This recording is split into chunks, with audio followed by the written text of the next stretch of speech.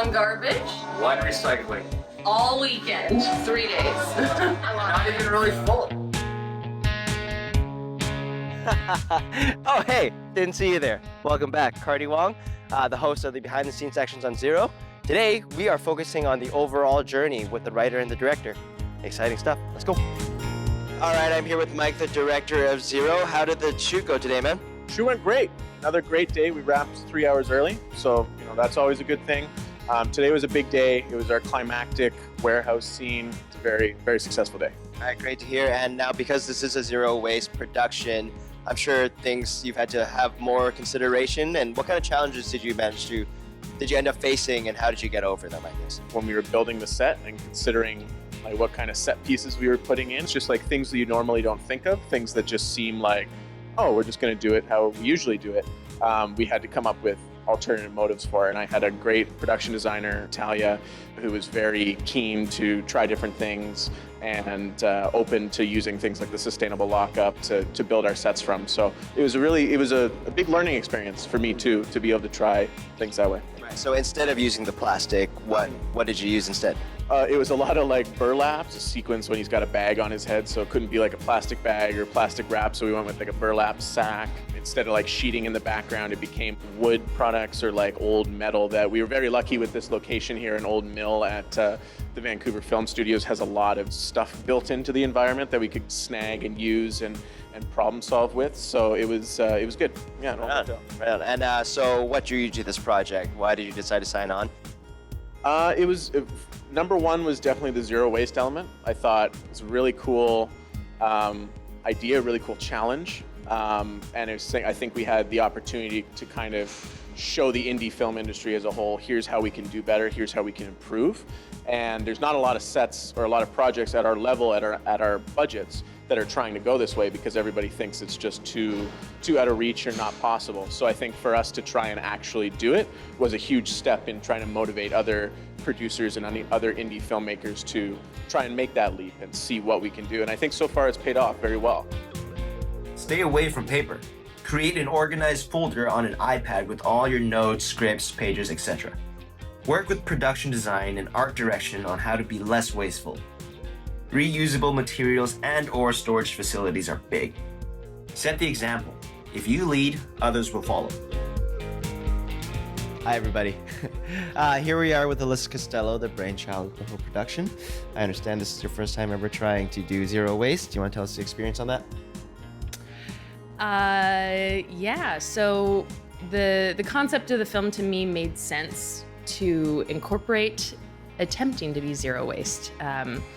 I'm very passionate about sustainability, and there's a lot of waste in film.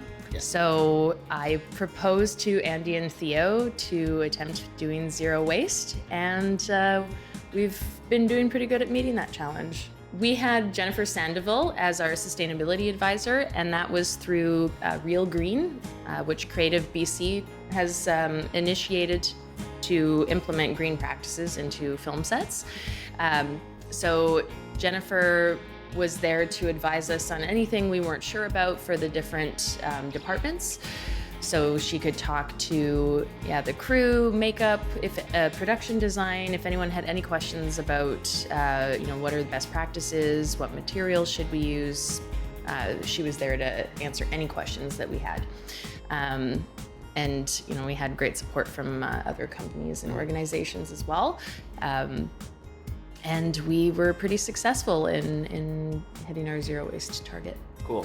Now, which department do you think was the hardest to kind of keep zero waste? I'd say probably production design was the most challenging. What surprised me the most was our makeup department. That it was challenging, but what she accomplished was insane. Yeah. And then we did create a little bit of waste and emissions from vehicles on the road, but we also were really lucky to have support from, and one of the organizations was the offsetters. So they donated carbon offsets to us to offset the emissions that we did make. Okay, and can you just explain to us what carbon offsets are? Explain it to me do my best. Explain it to me like I am 10, because that's how you gotta explain it. We also have a graph. Carbon offsets essentially is green energy that's put into the grid to counterbalance emissions that were made. So it's not like you're completely erasing the emissions, but you're putting good, clean energy into the grid to counterbalance that. Can you use it specifically on set? So like, what kind of emissions would we be? It happens afterwards. So in terms of our emissions, that would be all the cars, the gas that they use, truck that Harvey drives in on set. You know, we did have to idle that a bit to back it up and drive into set, and he turns it off, that over and over again. So for all the vehicles we had on set or off, transportation, we tracked that gas, and then they counterbalanced it with green energy. Okay.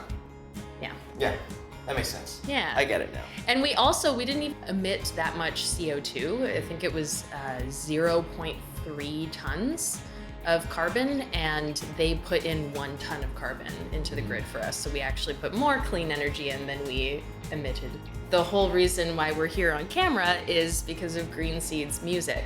So I sit on the board, the creative director of Greenseeds, and their mandate is to educate people on, or specifically youth, through the arts on how to be sustainable. So in exploring film, we want to share what our experience was so that any other young or indie filmmakers can get an idea of how they can make their film sets green, that it is possible. Because even when we started this project, so many people on board didn't know what that looked like and weren't sure it was possible.